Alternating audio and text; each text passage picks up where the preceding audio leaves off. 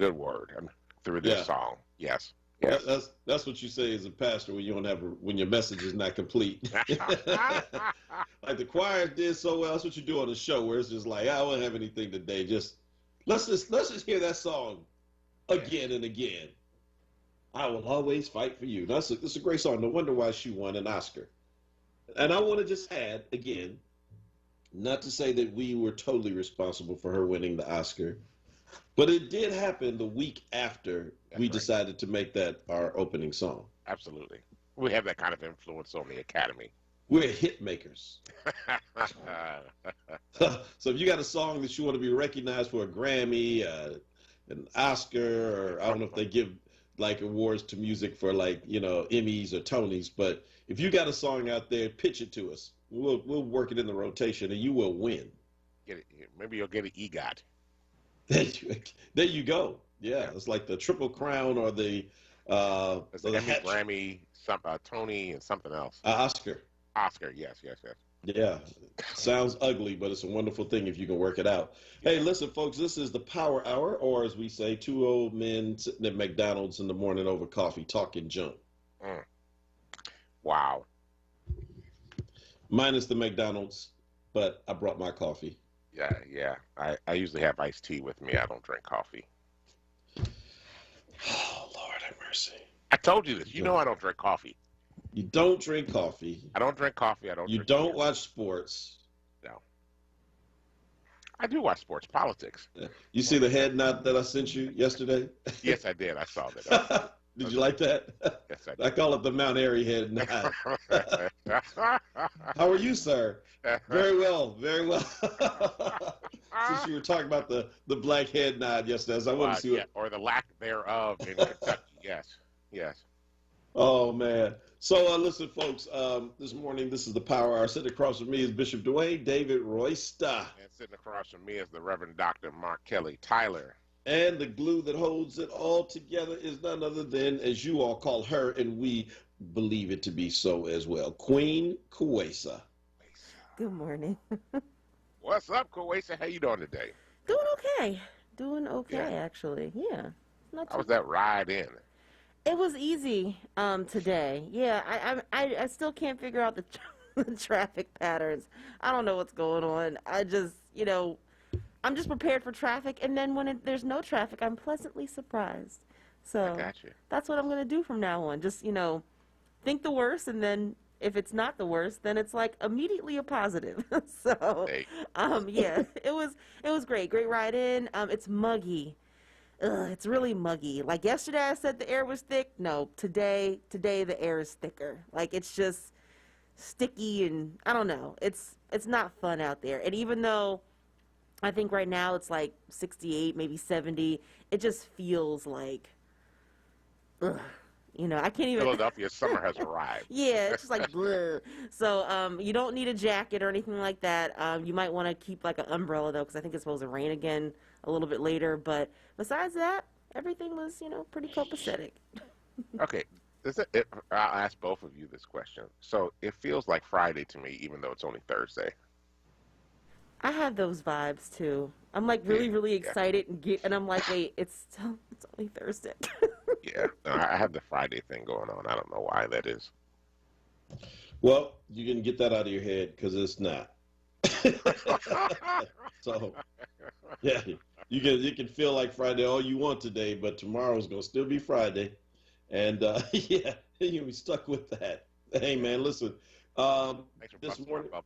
Yeah, I'm sorry. I got to bring you back to reality. Like, yeah, don't get comfortable. The reason I say it is because I don't want you to, like, tomorrow wake up thinking it's Saturday. I'm sitting here trying to, like, vamp for an hour by myself. Mm-hmm. Like, where's Royster? He thought yesterday was Friday. So, lots to cover today. If you are on social media with us this morning, please be so kind on Facebook or YouTube, or apparently we're on Twitch. As to hit the share button and bring others in. If you're old school listening on the radio, 900 AM, 96.1 FM, or on the app, or anywhere else you might be listening to WURD radio, Word Radio, just bring someone else in. All right, so few things, and then we got to talk about this Philadelphia Weekly story that just came in. But that's let me just kind of get through the frivolous pieces of this first, because that's a serious piece.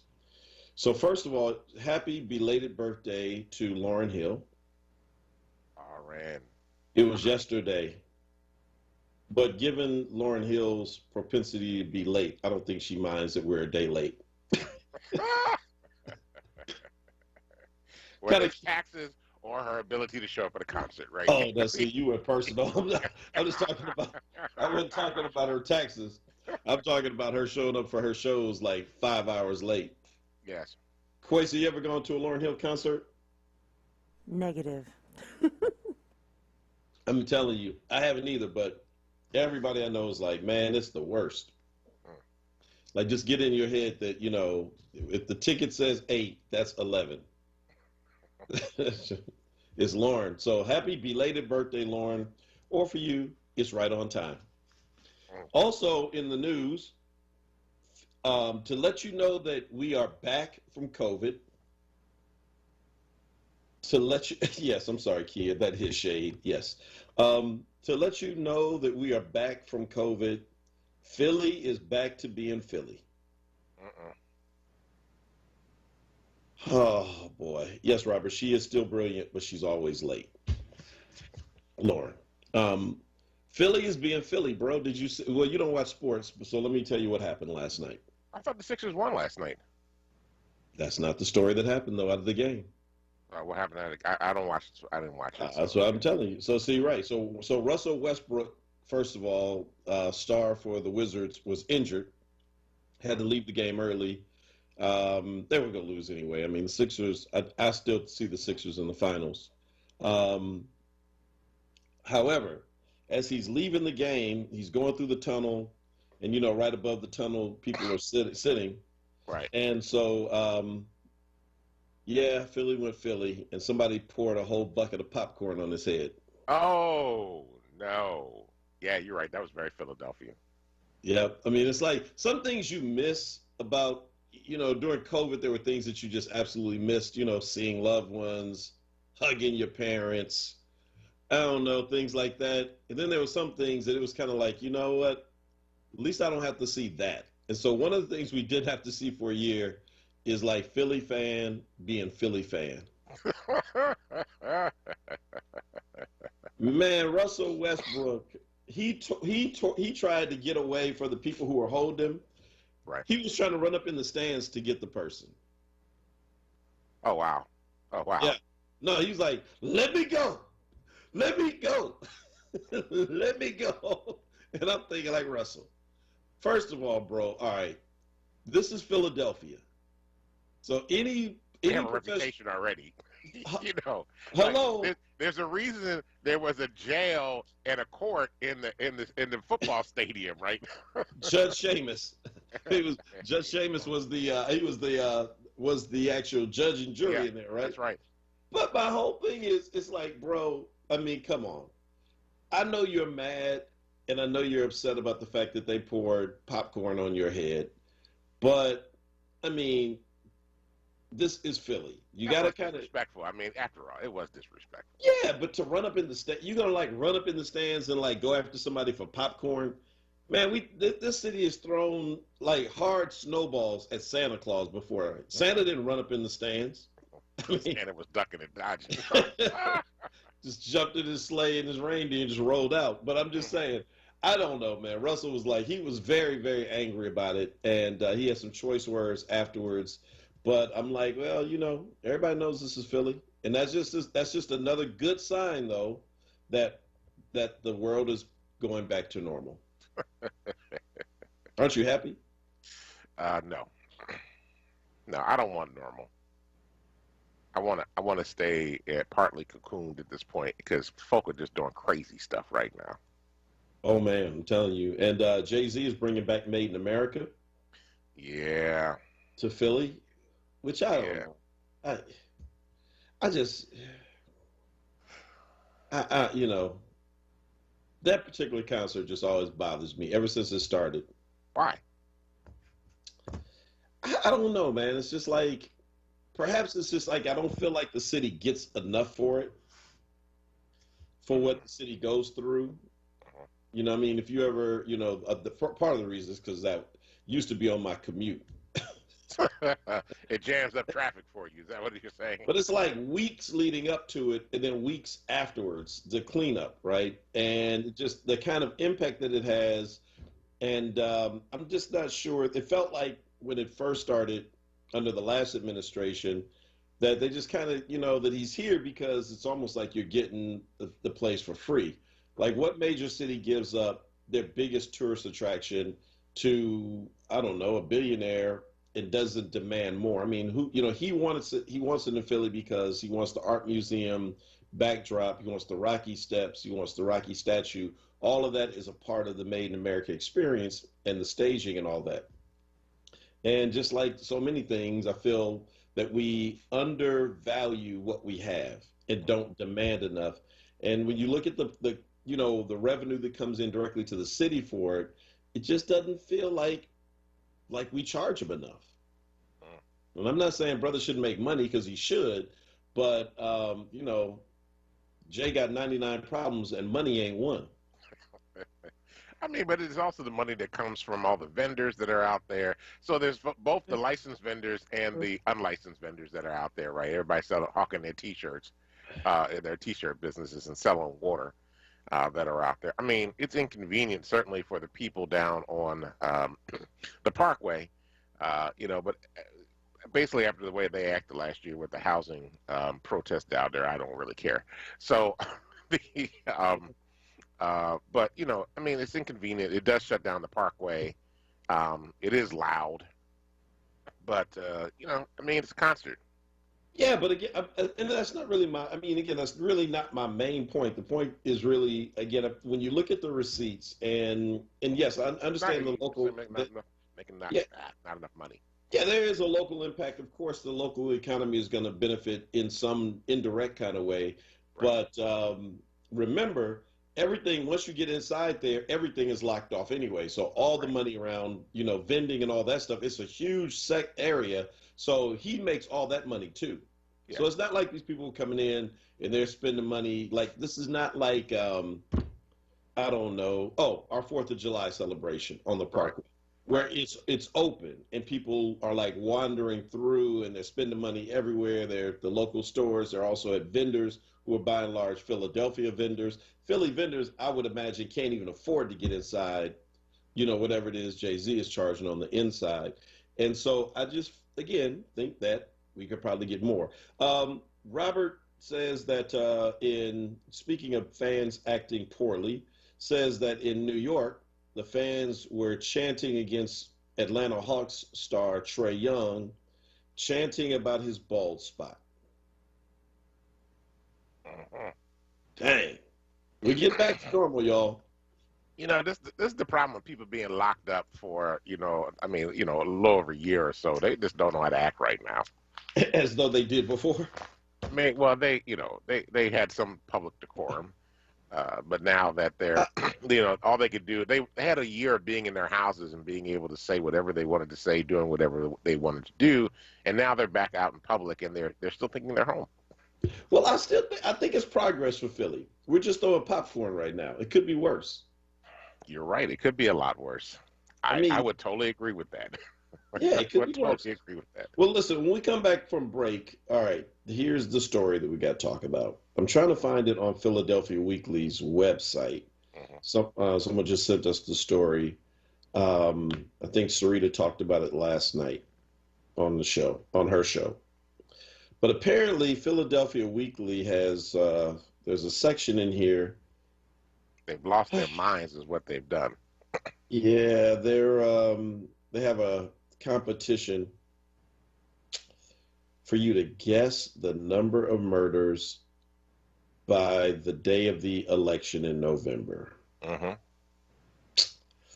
Wow, that's pretty low. And so we're going to talk about that. And that actually has a connection, believe it or not, to the really good forum that happened on Power Interfaith last night. That's when I asked about that. Yeah. Yeah. So the video is going back up this morning, so you won't see it this morning. But like I said again, when you see it, you'll understand what I'm talking about, because we were talking about gun violence and the way that it is reported, and then you get this story from the Philadelphia Weekly, which seems to be making light of the fact that a whole lot of black folk get killed each year in Philly. We got to take a break. It's 6:21 now here on WURD in Philadelphia and vicinity. Don't go anywhere. Hit the share button if you're on Facebook Live. If you're on YouTube, comment. Let us know that you are here and what's on your mind. We'll be right back. This Word Wellness vignette is brought to you by Penn Medicine.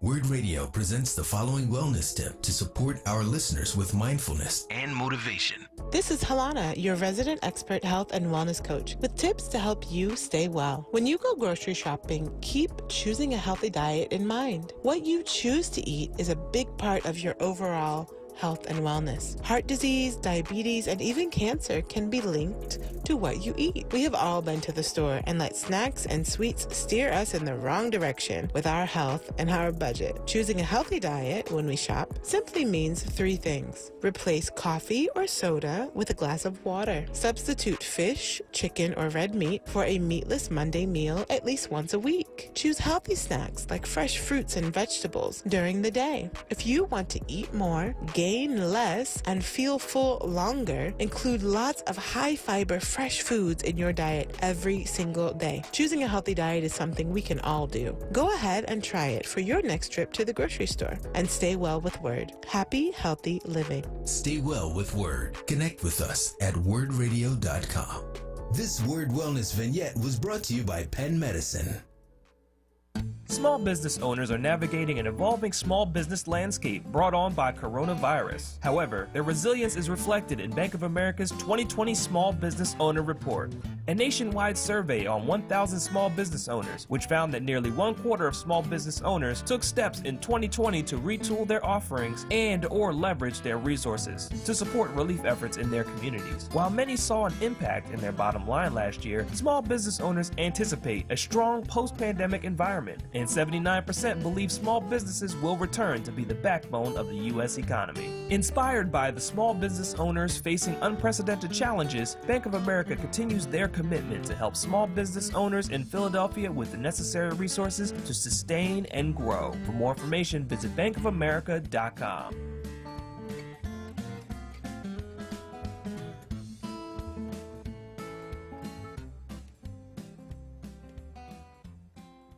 Tune in this Saturday from 5 to 6 p.m. for the Islam Today show, with a perspective on moral guidance and Islamic principles and values. Want the latest in Word swag? Check out the shop tab on wordradio.com. Hoodies, tees, and more in a variety of colors. The shop tab on wordradio.com. Show the world that you're all about black. Talk media. You're listening to Word Radio, 96.1 FM and 900 AM WURD, independent black media. Welcome back to the Power Hour. This is Dwayne Royster along with Mark Kelly Tyler. We're here Monday through Fridays from 6 a.m. to 7 a.m. to bring you the latest in news, happenings around Philadelphia, and, of course, our opinion. And we have plenty of those. So I know we got a couple of things to talk about that are going to address some of the issues around gun violence and violence in our city. I'll throw it back to you. Oh, my God. Well, so last night, Power Livery, thanks to Denise James, who's working with us now, and Elder Melanie DeBose, I actually found it quiz, and I posted it in the chat. Hosted our second conversation with journalists, an incredible group of journalists as well.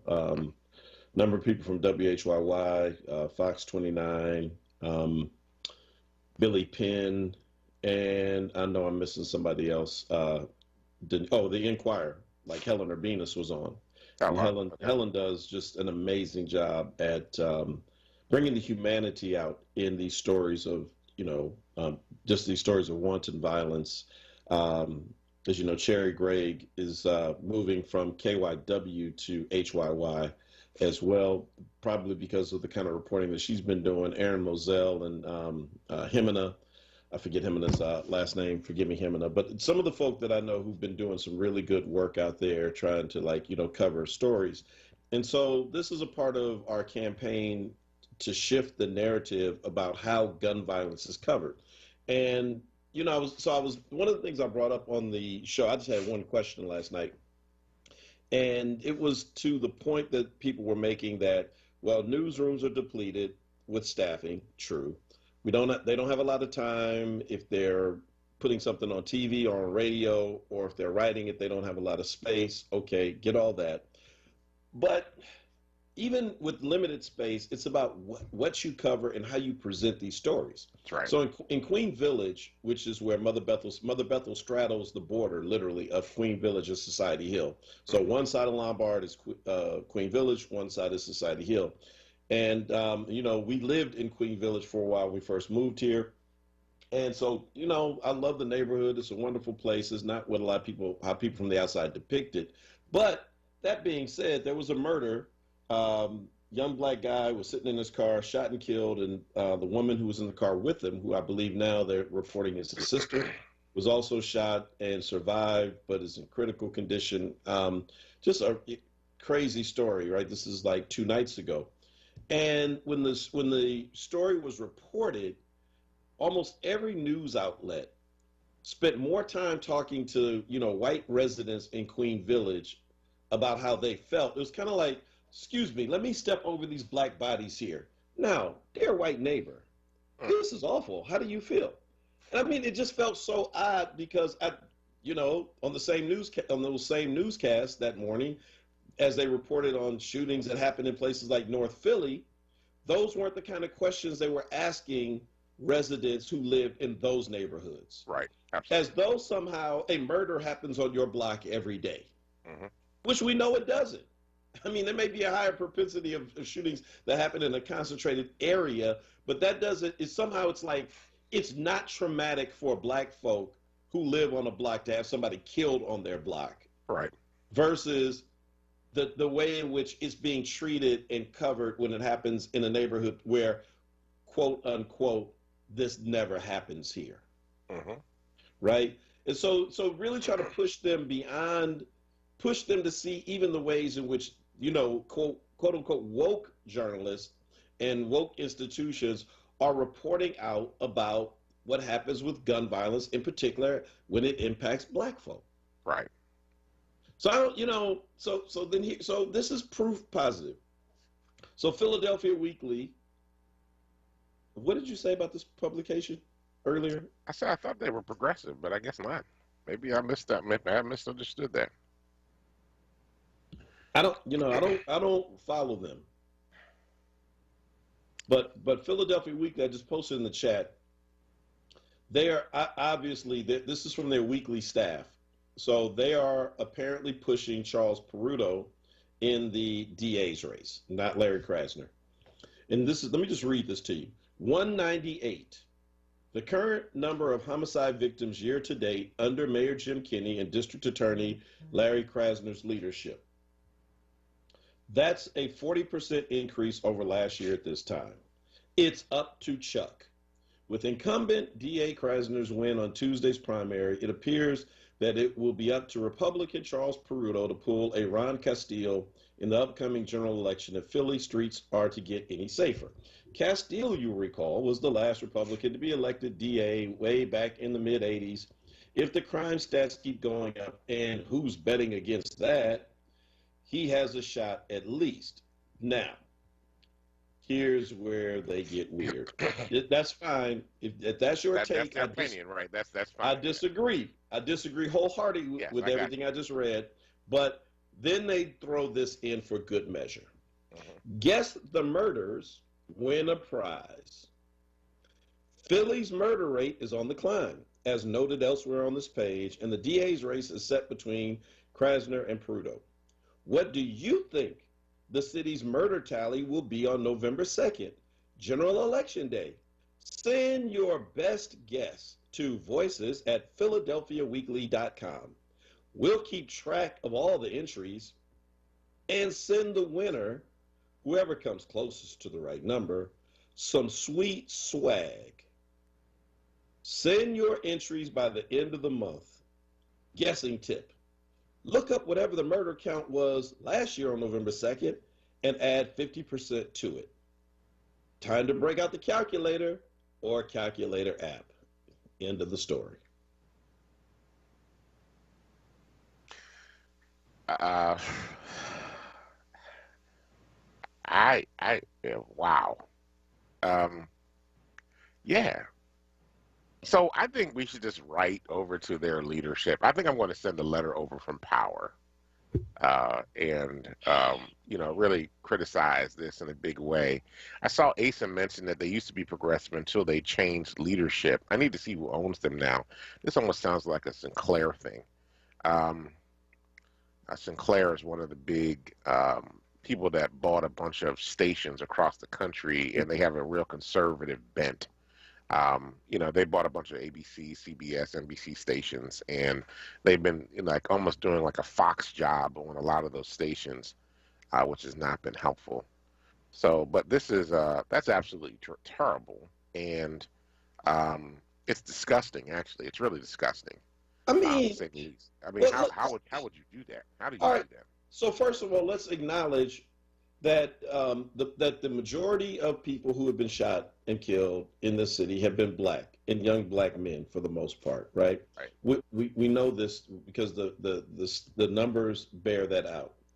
Could you imagine under any circumstance if this were, I don't know, like a group of like young white women who were just being murdered and couldn't be stopped, and that this would be the take of any newspaper and it not be an outcry? I mean, this is disgusting. That you are okay, fine. You think that Charles Peruto is the answer, not Larry Krasner? Again, that's your take. That's your opinion. You are entitled to it. What you're not entitled to do, though, is to make light of black pain and black suffering, or anybody's pain and suffering for that matter. I mean, have they ever spent time talking to the victims and the family members of people who have been murdered? The folk who never, ever, ever get over it. I mean, we had Dorothy Johnson Spite on last night on the conversation, who started Mothers in Charge because her son was murdered. And, years later, you think that somehow this is easier for her now? We had Shantae Love from Emir, whose brother was murdered, who deals with Every Murder is Real, Emir. And they help families each and every day who are processing the loss of a loved one who left the house that day and never came back because they were killed. Right. And to have a guessing game and you're going to get some sweet swag, I mean, this is just ridiculous. Wow. And this has got to be a newsroom, or I would venture to say there probably weren't many black folk in the room when that decision was made. I might be wrong. So Dan McDonnell is the chairman and publisher. I don't see the listing here of their editor-in-chief. Now, I just saw on the page that they had an editor that just left earlier this week. So, but I don't know. Somebody has to be in charge and put that together. Danielle Kingsbury is their general manager. But that's it's offensive, it's disgusting, and it is not in any way helpful. How is that? That's sensationalism, right? That's journalistic sensationalism for the sake of sensationalism, not because it's going to do anything productive in terms of making the city better or even addressing the gun violence crisis in our city right now. And I mean, let me just be clear. I think the other piece of this for me, when I first started reading this, it was the first paragraph that probably bothered me more than anything else. It said the current number of homicide victims year to date under Mayor Jim Kenney and District Attorney Larry Krasner's leadership, that's a 40% increase over last year at this time. And part of it for me makes the assumption that the mayor and the DA alone are actually able to reduce gun violence. It's not critical. And I know Raphael got upset with me yesterday talking about the fact that I was criticizing people for not being critical. That's not a critical statement, because the gun violence issue is a multi-system failure. It's a reflection of a multi-system failure in the city, not the DA's office and not just the mayor's office. There's a lot of other issues, including COVID, that are playing into this happening. So how about this? How about we guess the number of white people who died of opioids in Kensington this year by November 2nd? Oh, Lord. Now you're about to stir it up, man. Now you're about to stir it up. Let's have a game, and we're going to guess the number of white people who come to Philadelphia from outside the city to buy drugs cheaply and OD and have to be brought back to life by paramedics on a given day. I mean, of course you wouldn't do that because it's sick and it's disgusting. So why would you? I mean, look, again, if you want to go with the guy who had a woman die mysteriously in his bathtub and you think he should be the DA, then be my guest. All right, if that's what you want. But that story should have ended there, where they were like, we hope Ron Castile, that he does a Ron Castile and wins. You should have stopped right then. And I'm sure that in that newsroom, as the conversation was being had about should we put this in, this thing that went from this joke at the table to we should really put that in, that somebody had to say, look, y'all, this is a bad, bad, bad look. Right. I mean, I think we should use that email that they put out there and send some choice suggestions for them at voices@philadelphiaweekly.com. I mean, we should start a letter writing campaign on this. I'm actually reading about their owner right now. So I'm trying to, Dan McDonough Jr., who's the chairman of the board of ELAUWIT, ELAUWIT, a telecommunications company with operations across the U.S. Right.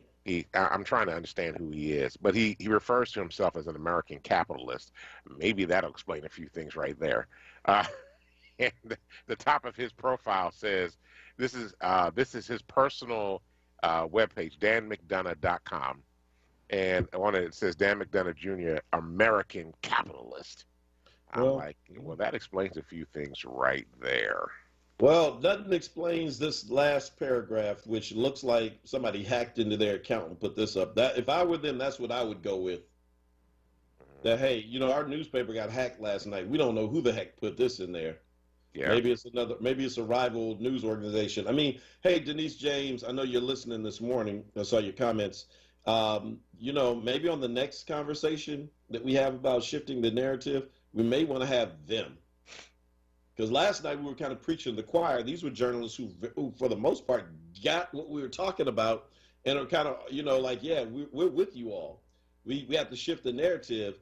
But, I mean, these are the kind of folk that I think we need to have a real conversation with in a come to Jesus moment.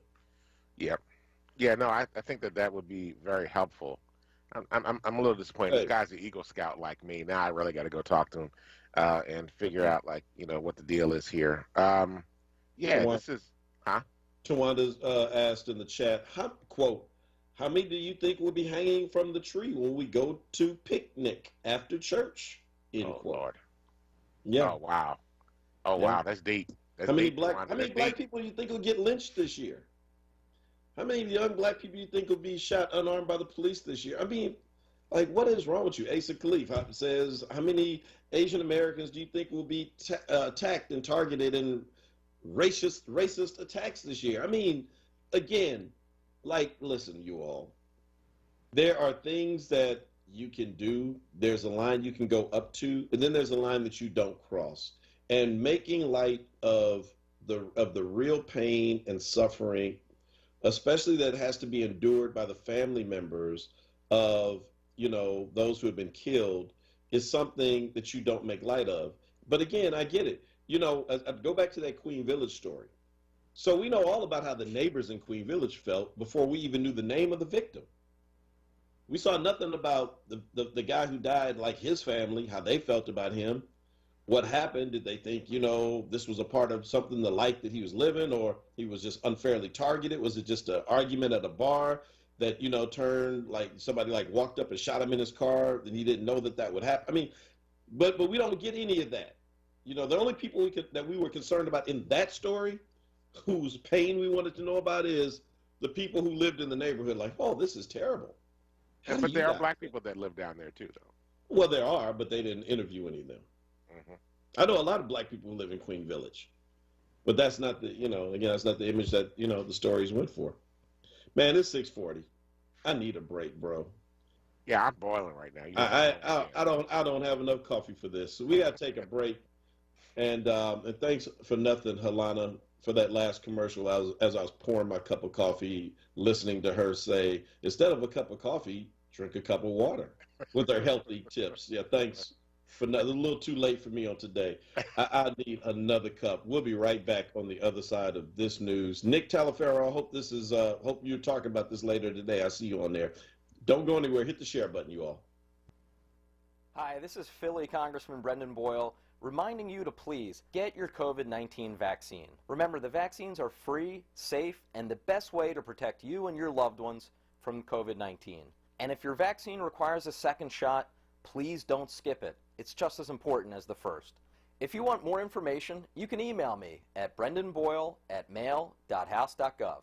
Remember, Philly, our best shot at beating COVID is through the vaccine. Paid for by official funds authorized by the House of Representatives. Does your pre-K to 12 student need reliable internet for digital learning? The city's PHL Connected program can help by offering free internet to eligible families. To find out if you qualify, dial 211. For language services, press 8. Learn more at phila.gov/PHL Connected.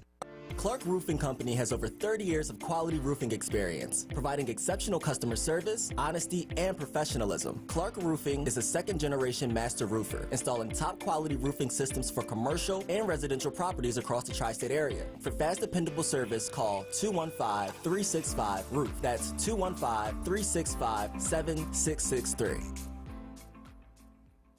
Tune in every Saturday at 4 p.m. for the Did You Know Show with host Bryant Green, right here on WURD 96.1 FM and 900 AM. Now, a traffic update on WURD Radio.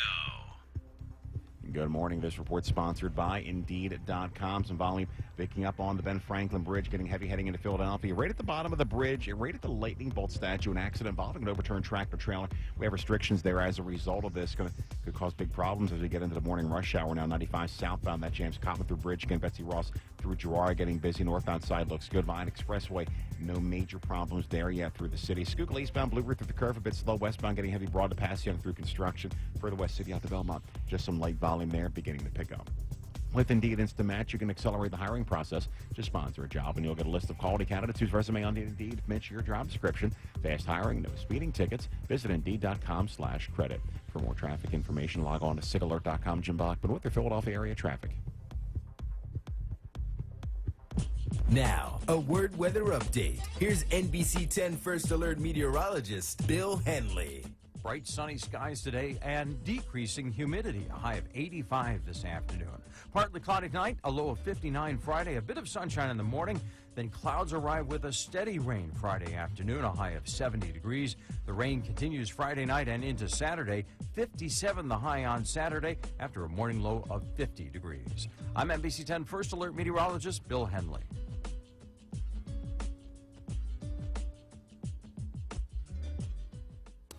You're listening to WURD Radio, 96.1 FM and 900 AM WURD, independent black media.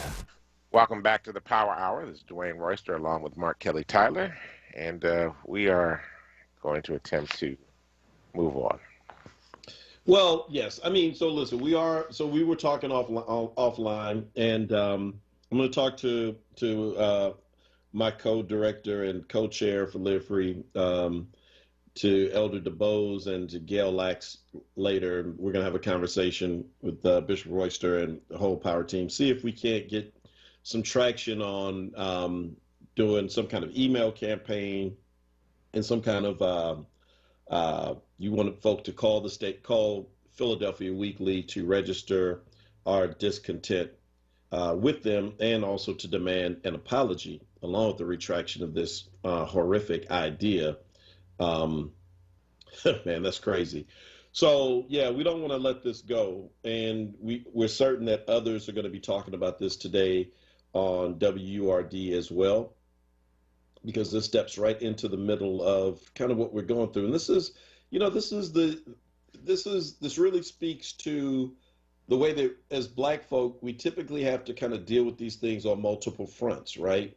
So it's not just that something like gun violence is horrific and hard to deal with, but it's also that it's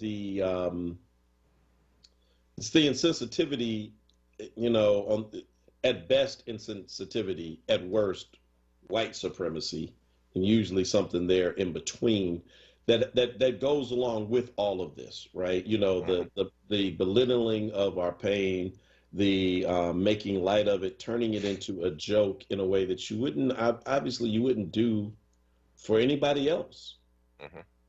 And so it's always like you're fighting these two different fights at one time. You can't just fight the one, but you got to fight both.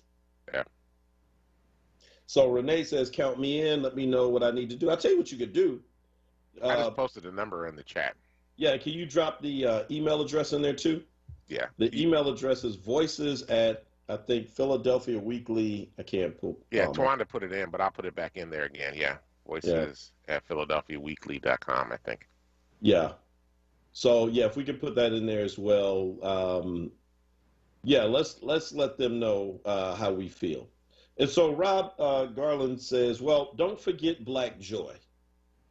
And he's right. So that in the midst of all of this, somehow Black folks still find our joy.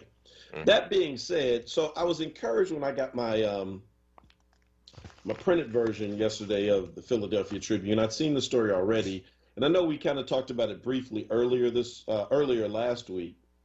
But so Cindy Bass, Councilmember Bass, you know, I like this move that she did.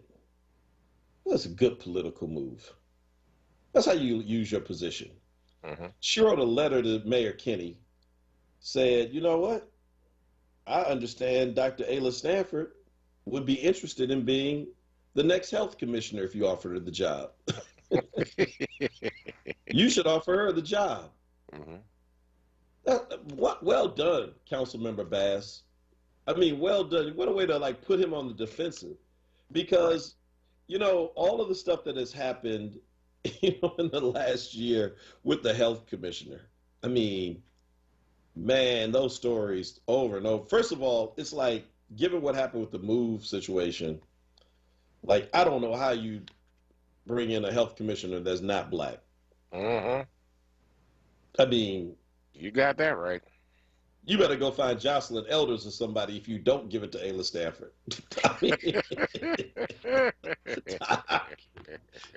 I would have said Ben Carson, but he kind of He's a housing expert now, supposedly. I thought you were going to say he's a house something else. No. That too, yeah. But no. You had me there for a minute. You had me going, grandfather. But listen, I mean, really, Ayla Stanford, in the sense of everything that happened last year, you're talking about one of the best stories that came out of Philadelphia in COVID was with she'd be the first to say, don't just call my name. It was the Black Doctors Consortium. There were a lot of people out there with her risking their lives. You know, remember how rare PPP was at first? That's right.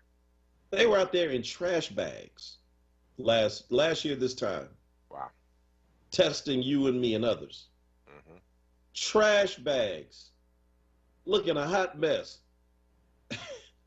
Unprotected, and they were out there trying to care for us, risking their lives. And what did they get for their trouble?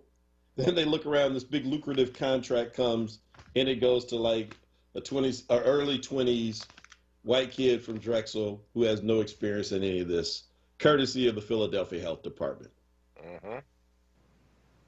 Again, stepping over, excuse me, Dr. Stanford, and all the work you've done. We want to give this money to someone who's less qualified than you.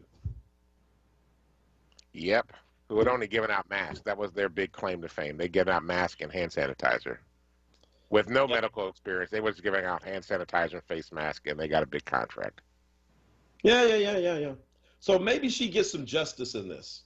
I mean, I think it would be poetic justice if at the end of this, I didn't think she'd be interested, quite frankly. That's why I said when people first started floating her name, I was like, Ayla Stanford, come on, this is a step backwards for her. But apparently, according to Councilmember Bass, she's interested and would be willing to do the job.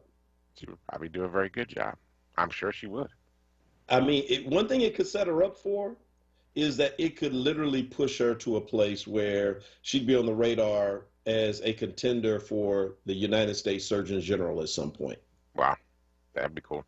Wouldn't she? I mean, Philly, if you're going to be like the health commissioner in a city like Philly, one of the top 10 cities in the country, population-wise, I think that at least puts you on people's radars. Sure, absolutely, absolutely. What if Kamala Harris becomes president? There you go. She's going to need a Surgeon General. Is Dr. Stanford an AKA? She is. She is? Oh, wow.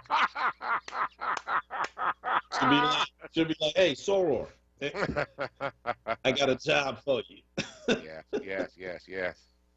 People going through the White House and then, like, what is that screeching sound? Oh, that's a skiwi. Skiwi, yeah. I was getting ready to say the same thing. I'm like, skiwi? You know. Like, what is that?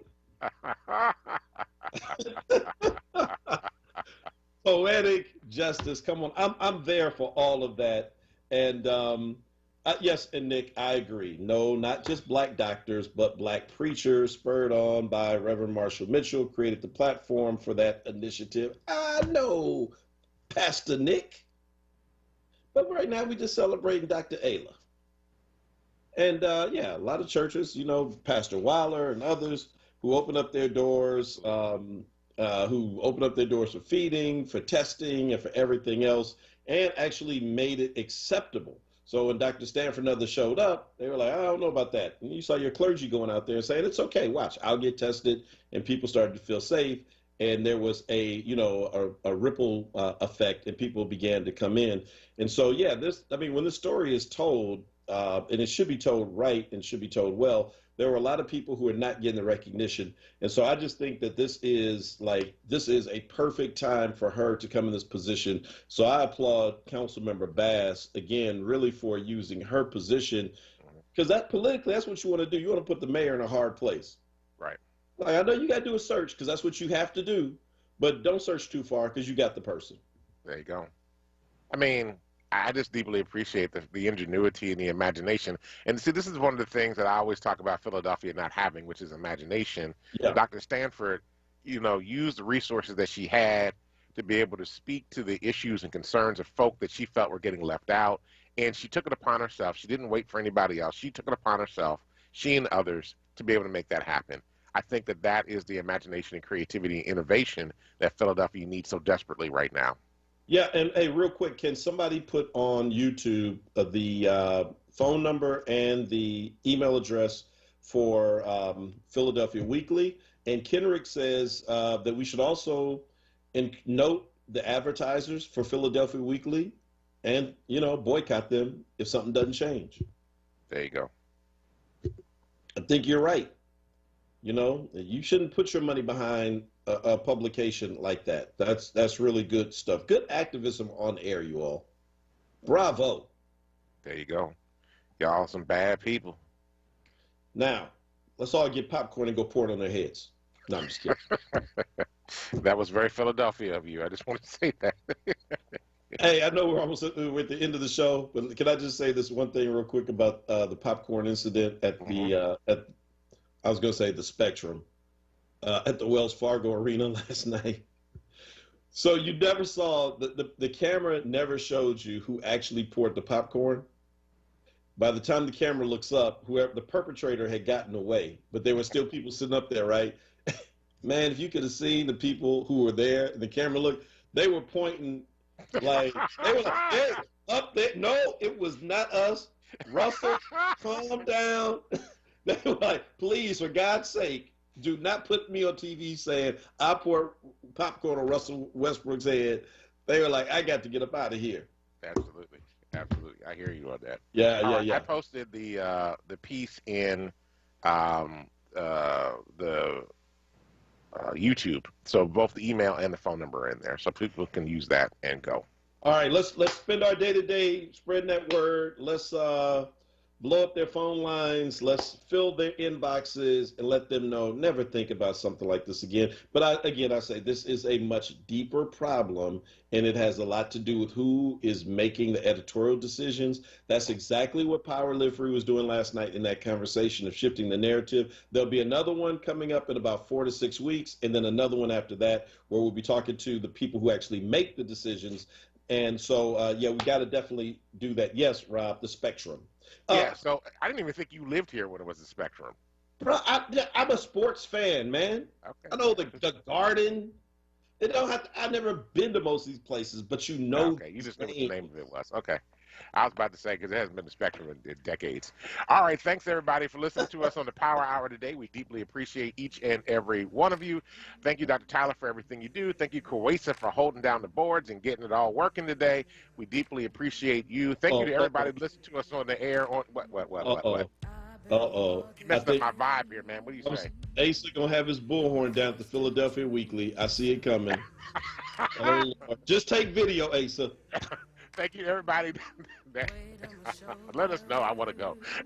Thank you, everybody that's listening to us by whatever means. Hey, Alexa, turn on Word Radio and check it out. We'll stay tuned now for Wake Up with Word with Solomon Jones. We'll be back tomorrow morning at 6 a.m. And check it out, everybody. Go out, change the damn world, because if you don't, nobody else will. Peace.